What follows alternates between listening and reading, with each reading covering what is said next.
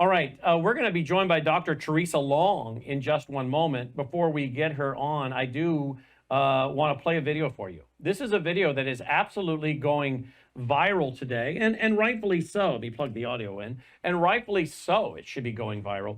In fact, let me read to you what General Flynn said about this. Let me if I can find it. Don't show the screen yet, guys. I got it somewhere in here. General Flynn retweeted this today.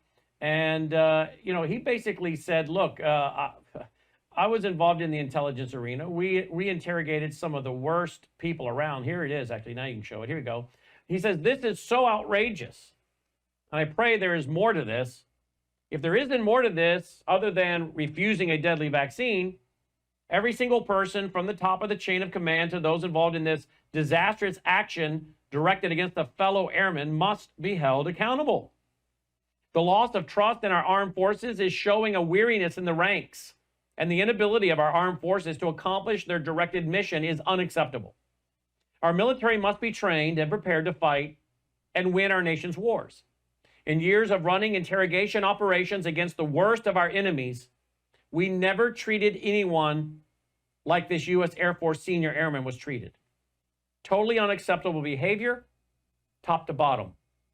That's a tweet put out today by General Michael Flynn. Well, what is he referring to? Well, he's referring to, again, a video that is being shared by many, many people because they're absolutely appalled at what they're seeing. This is the video that was released today, and then we'll be joined by Dr. Teresa Long, who also commented on it on her account today. Watch and listen. Take your blanket out. Before what? So who's going for the legs? Are you choosing to be non-compliant? You get one leg. Are you choosing to be non-compliant? Get on the floor! Get on the floor! Get on the floor! Let's go! Get on the floor! Get on the floor! Get on the fucking floor! Stop resisting! Where's the handcuff? I need a handcuff right now. Get his arm. I got it. Here, get the handcuff to the legs. I need a handcuff. I'm going for his left arm. All right. Oh. Stop resisting! Stop resisting! You will get tagged! Left cuff's on. You will get tagged! All right, right there. Just wait. I got left cuff on. Stop resisting or you will get tagged! Ankles on! You hear me? Do not move. Do not move. You will get tased! I got the put it behind his back. All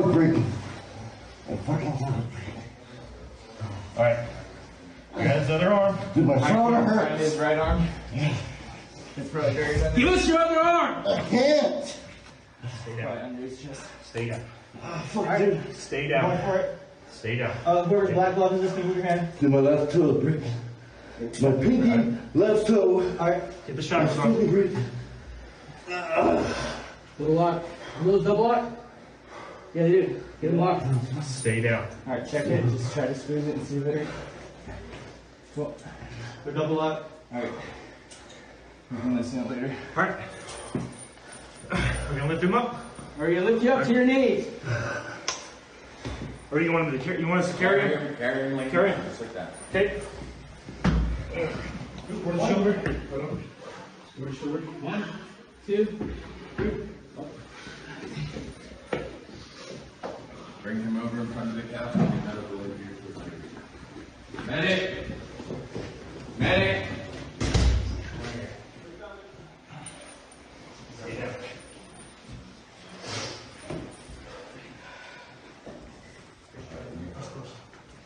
The extraction team can break away so medical can look out and ask questions. He's bleeding from his face. Man. Roll over.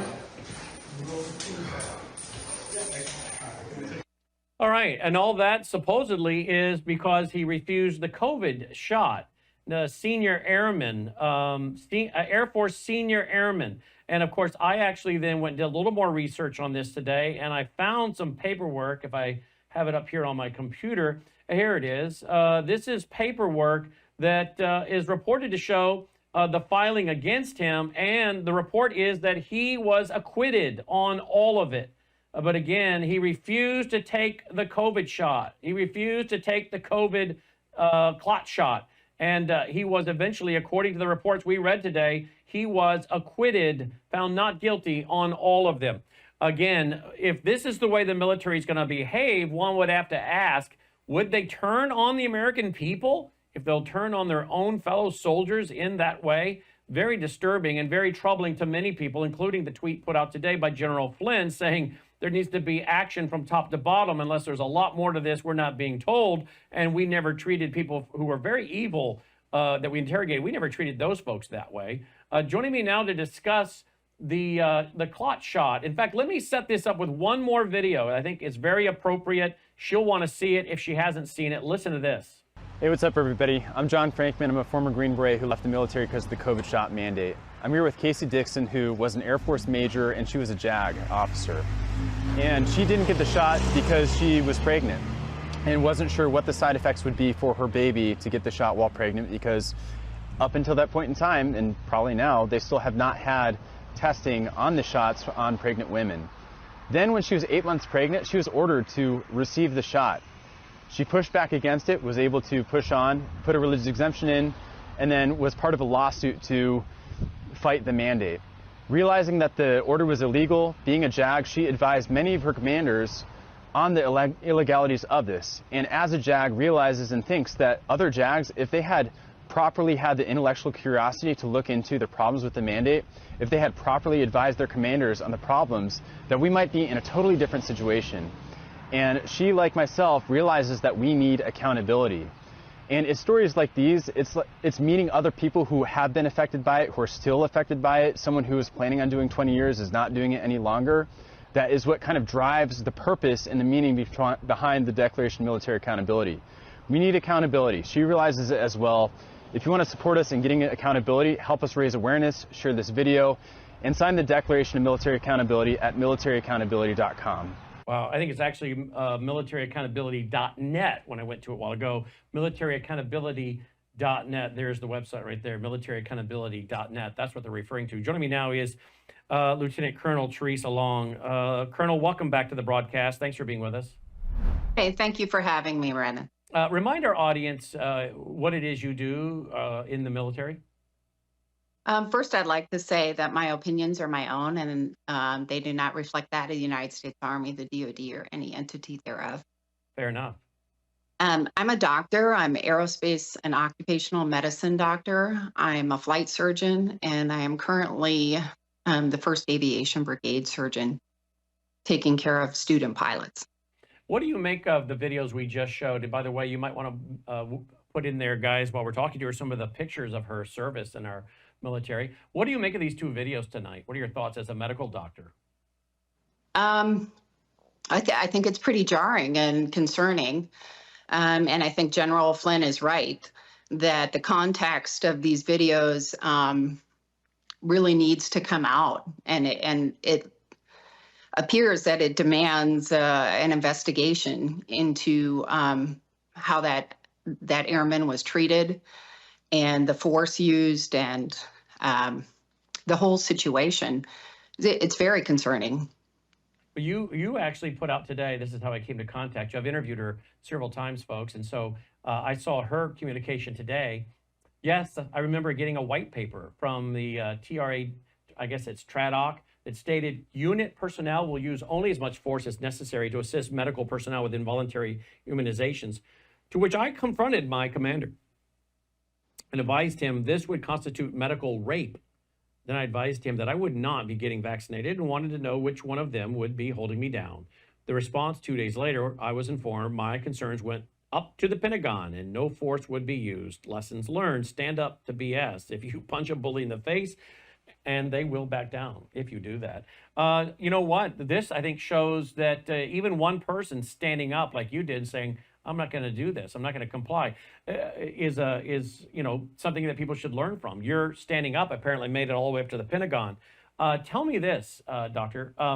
When you say this is medical rape, and you confronted the commander there on your base, there's a medical term for what the government or the military calls rape. And I'm assuming you can help us understand the context in the picture of holding someone down and jabbing them, right? Right. So rape in the military is defined as penetration of one individual by another individual with a body part or object.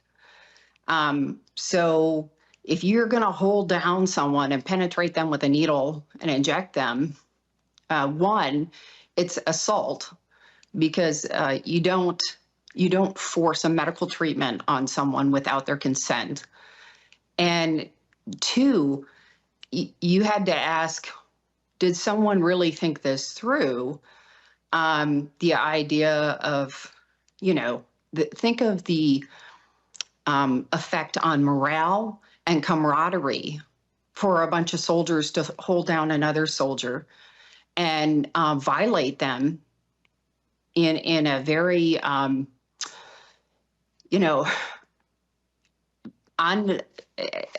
undoable way, injecting them with a drug they don't want in their body.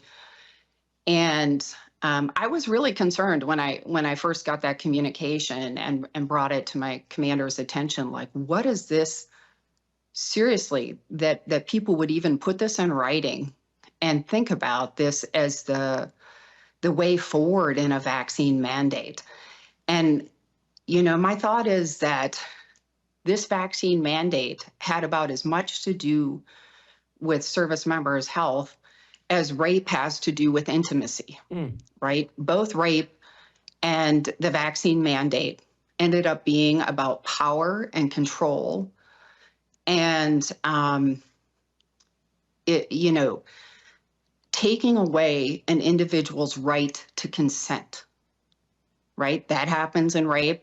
And it also happens when people are forced up against the wall and told, if you don't take this experimental drug, you're going to lose the ability to provide for your family. You're going to lose your career and all of your freedoms. Very concerning that this kind of thing would go on. And although I'm not personally familiar with the case in the video that you presented, I think a lot of people outside the military truly do not appreciate and understand the pressure and the divisiveness of the vaccine mandate and the way in which it was rolled out, the bullying of service members, especially those who filed religious accommodation requests, such as myself, being completely ostracized from your peers, being called refusers, being excluded from, the nice gyms and different activities. It was really horrifying for me to see the military turn on their own service members with such veracity. And I think a lot of people are very oblivious to the level of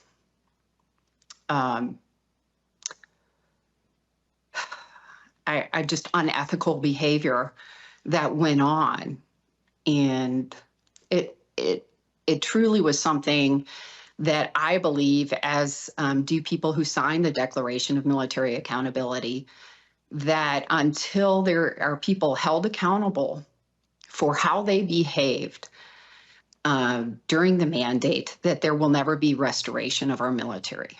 And of course, that's when I talk about accountability, I'm talking about leaders and the way they chose to execute this, the misinformation and false information given to service members about the safety and efficacy of this experimental drug, about the unlawful order. A lot of people don't understand that you cannot force a service member to take an experimental drug. Only the President of the United States can waive their right to informed consent. And President Biden never waived this right. We were just ordered to take the FDA-approved vaccine, all the while the DoD knew that Pfizer and Moderna were never going to produce a vial of FDA-approved vaccine, and instead we're telling soldiers to just use the experimental version. So again, it's like telling someone, hey, I'm giving you a direct order. You're going to go find a unicorn. And you're like, but it doesn't exist. I can't comply with the order because it's impossible to comply with. And I think as a professional medical officer, I'm mortified daily at the number of people who tell me I did not want to take the vaccine, but I was forced to. I was forced to choose between providing for my family and my career that I had invested, 15, 16, 17 years in. As a doctor, I think every single medical professional should be outraged at the level of violation that our patients feel in how this was conducted. And universally, if doctors had stood up and said, no, my patients have the right to choose. You're not going to force them to get vaccinated to go to school. You're not going to force them to get vaccinated to participate in society. But doctors didn't. In fact, they turned around, they got on a bandwagon. They didn't do their homework. They didn't research. And they falsely advised people that the vaccines were safe and effective, when in fact, all they were doing is parroting talking points from federal agencies in which there was no supporting evidence. To tell a pregnant woman that it is safe in pregnancy when the clinical trial did not even go on long enough for a woman to get vaccinated, carry a pregnancy for 9 months, and have a baby. And to go out there and then to pull the research from Pfizer documents that were court ordered and see the devastating effect that this had in pregnancy. And that was the data that they based safe and effective off of. And we know this to be true because not only your testimony, but Dr. James Thorpe has been Yes. OBGYN, sees 8,000 patients a year, has been on my broadcast over and over and over, 3 times last week. I produce his weekly TV show, The Two Docs, between Dr. Thorpe and Dr. Moon. Dr. Thorpe can show you all of this. Of course, Dr. Thorpe and Dr. Moon both got fired from their jobs the same day because they were standing up and showing the medical proof. This is harming the mothers and harming the babies. These are our patients, the mother and the baby. That's our patient. Those are 2 patients. And they stood up, they said no, and they got fired. Well, I think people have to, when I walked into this, the thing that stuck out to me the most was that we were doing something that was irreversible. And telling people broad statements like it's safe and effective. This is the equivalent of handing someone a gun with 1 bullet, spinning the chamber, and saying, pull the trigger, take a chance, or you lose your job. How is this any different? It's Russian roulette, is it not? It's not any different. And the thing that really surprised me is I followed the VAERS reports from the very beginning, back when you actually could read them. Once they just skyrocketed in numbers, I no longer could keep up on reading all the accounts.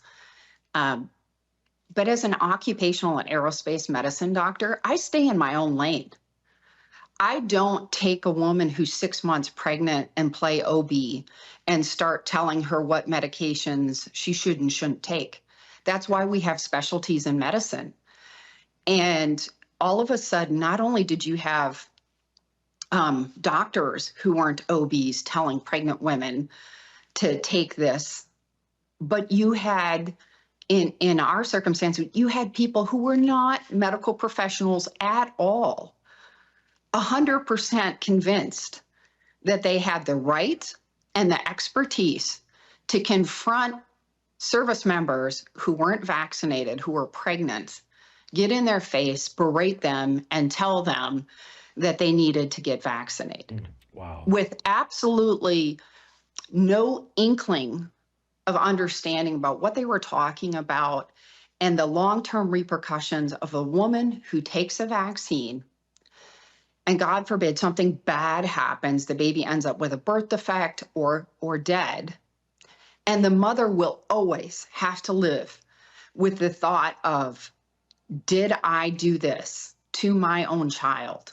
Was it because I took the vaccine?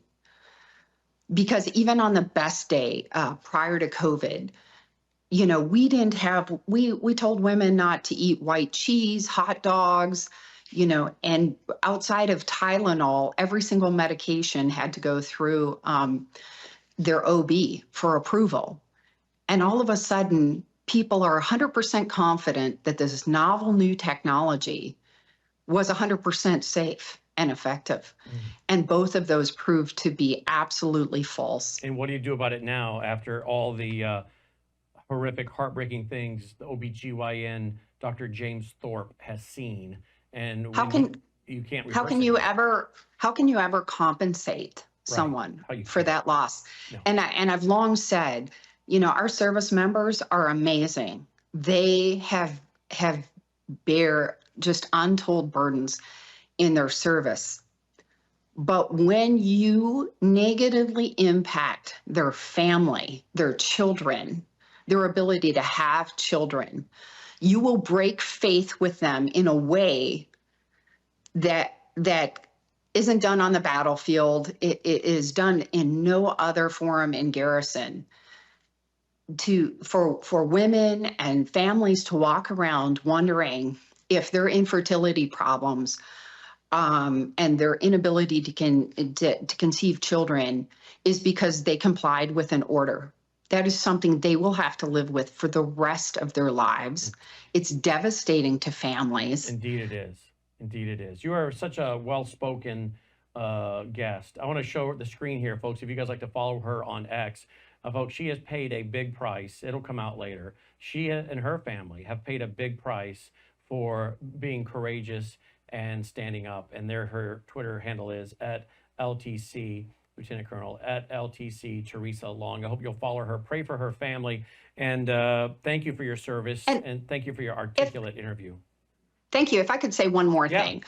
I want people to know out there that in this fight, there have been numerous attorneys who claim that they're fighting for service members, and people are donating a lot of money hoping that they're helping service members. And I hate to say it, the better majority of them are not helping service members. That's sad. We have, you know, wonderful attorneys like Dave Wilson and Todd Callender. Matt Staver. And Matt Staver and David Yance that have gone all in and have fought tooth and nail for us. But I just want to put that out there. I know a lot of people want to support service members, and I want to make this point. By and large, when people come into our military, they are good people trying to do good things. But what is truly unconscionable to me is the medical professionals at the highest levels that completely and utterly failed to be independent medical experts and advisors to non-medical people who were depending on them not to regurgitate what some pharmaceutical company that was going to make $98 million a day wanted them to say. They are there to protect their soldiers and to provide expert medical opinion to the command. And so many just chose to regurgitate what the CDC, the FDA, and the pharmaceutical companies were telling them to say without actually digging into the research, because the research is truly horrifying. Well, thank you for digging into the research, being documented, having the courage to stand. And I know it has come with a price, and we'll look forward to telling your story very, very soon in greater detail. Dr. Long, thank you so much for being with us tonight. Thank you. Dr. Teresa Long, folks, pray for her and her family. And again, there's more to this story. And as is appropriate and the time is right, we'll be telling more about Dr. Teresa and the tough stand she has taken and the cost to her and her family.